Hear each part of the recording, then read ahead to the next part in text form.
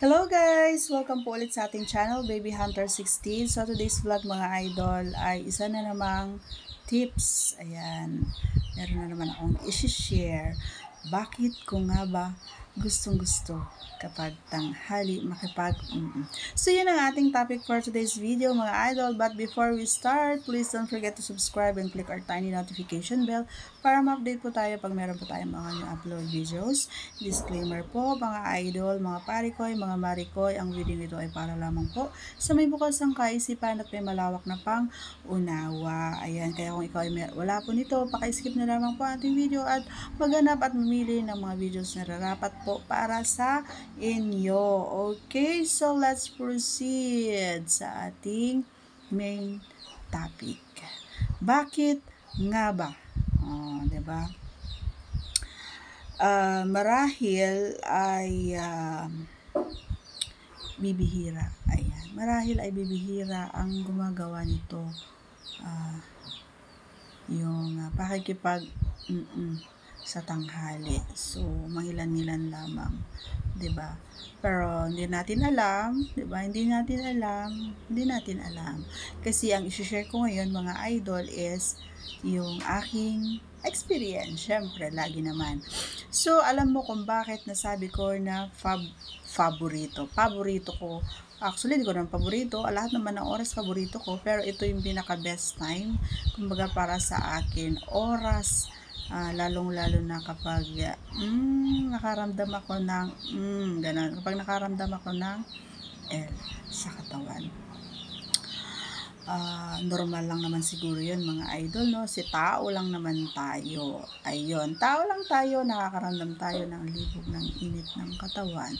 So, hindi mo maiaalis sa akin ito. Ayan. So, ayun nga.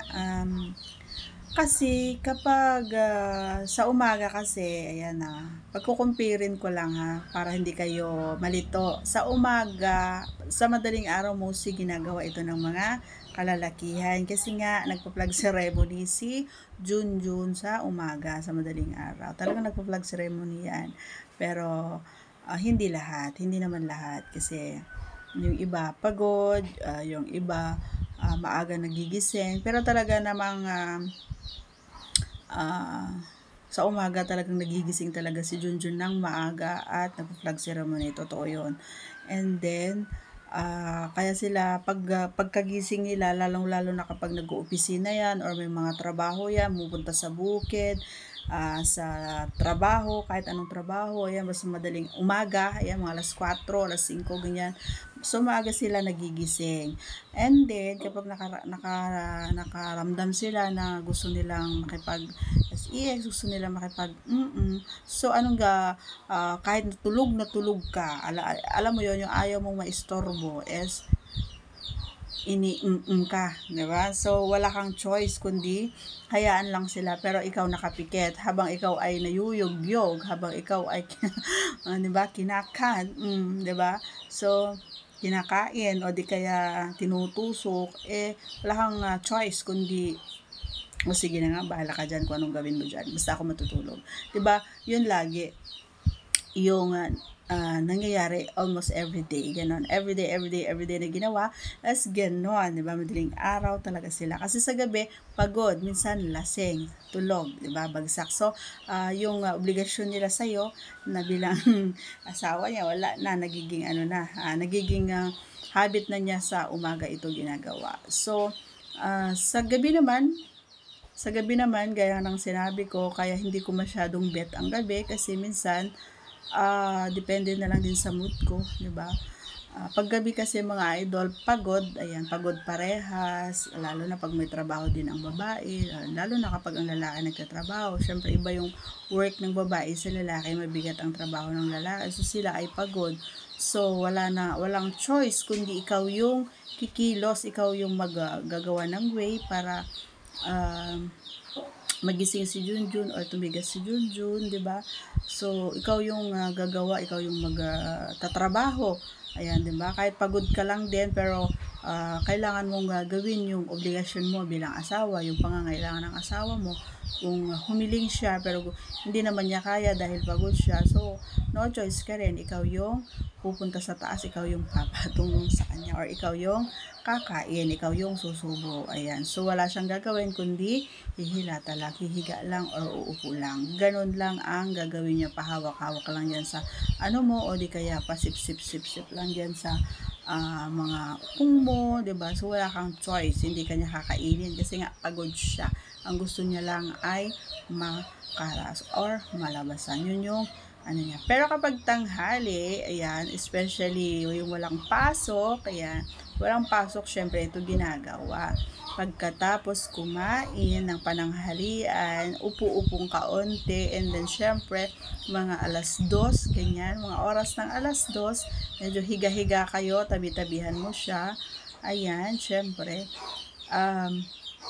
kapag alam din naman kasi, nababasa din naman kasi ng partner ko yun, pag tumabi na ako sa kanya at yumakap at medyo humahaplos-haplos na sa kanya, sa katawan niya, is alam niya na yan na gusto ko alam niya na ibug ako, alam niya basa na si Petchay, alam niya yon. So anong gagawin niya? Ano na yun siya, gagawa na rin siya ng paraan, mag-ano na rin siya. So siya na yung gagawa ng way. Ayan, sasara niya na yung pinto, syempre, mga bintana, ayan, para safe, ganyan. And then, doon na mag-uumpisa. Kasi sa tanghali, ano yan, relax yung utak, relax yung katawan niya. Syempre, nakapag-rest na siya, di ba?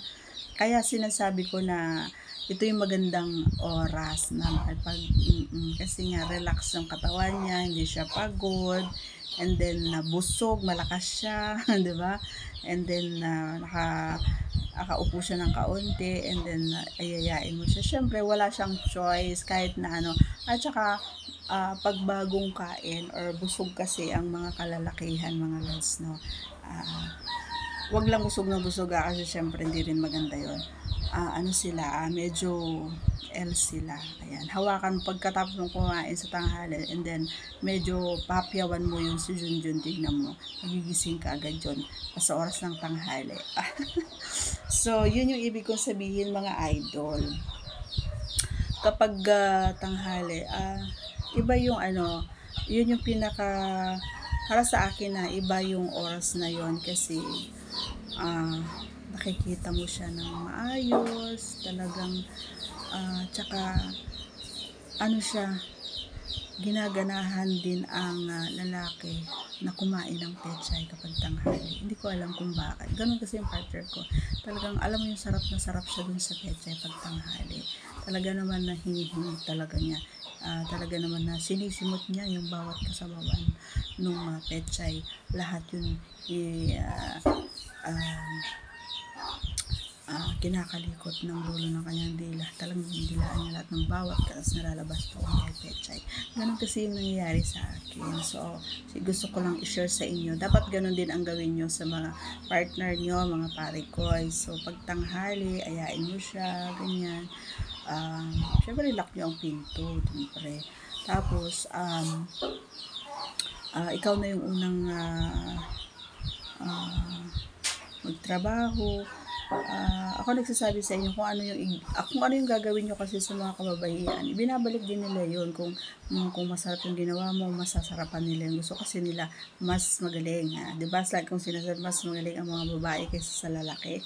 Totoo yun. So, huwag kayong mag-alala kapag sa tanghali talaga. At saka alam mo yung feeling na kapag yung, diba, ako yung laging nagtatrabaho. So, pag ako na yung nasa taas, yes, hindi siya pumapayag na ako lang talaga yung magtrabaho. Pero, di ba, mauuna siyang magtrabaho, nauuna siyang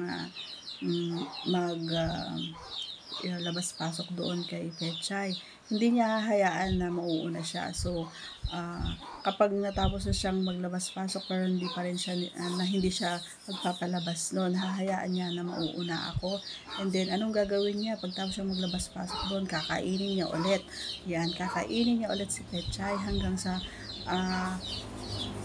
hanggang sa ano na ako sa yung maririnig na yung mapapalakas na yung ungol ko. Pag ganun na kasi talaga naman na malapit na ako. And then kapag sinabi ko na and then syempre kung kinain niya yung si Pechay ko, di ganun din ang gagawin ko. Ibabalik ko din sa kanya, ganun din. Kung ilang minuto, ganun din ang gagawin ko.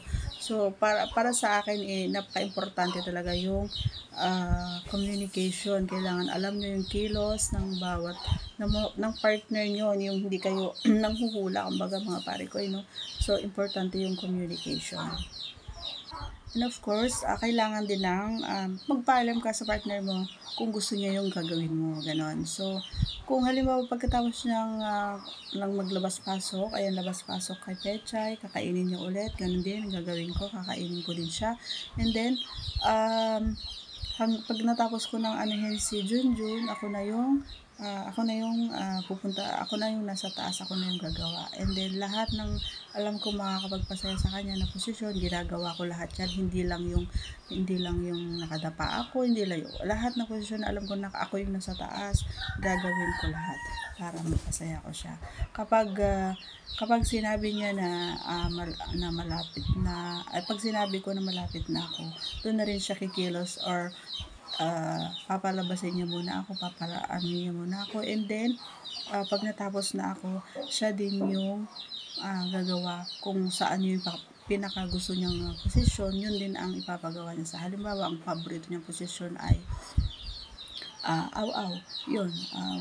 Hindi niya na kailangang sabihin pa sa akin na sige tumalik. Hindi niya na sinasabi. Ginagawa ko na kaagad. Pagtapos ko, ayun, tumatalikod na kaagad ako, gumagano na, tapos yun, papasok na si Junjun hanggang sa bibilisan niya na, bibilisan pag narinig ko na, kapag narinig ko na yung ganon, yun na, lalabasan na siya. So, hahabol din ako noon, nakakadalawa ako or nakakatatlo kapag ganon ang ginagawa niya. Pag, alam mo yun, solve ka sa kain, solve ka sa romansa. Talagang nangyayari sa akin, nakakadalawa or tatlo ako, minsan 5, gano'n. So, totoo yun, nangyayari yun sa akin. So, share ko lang sa inyo, so, para meron kayong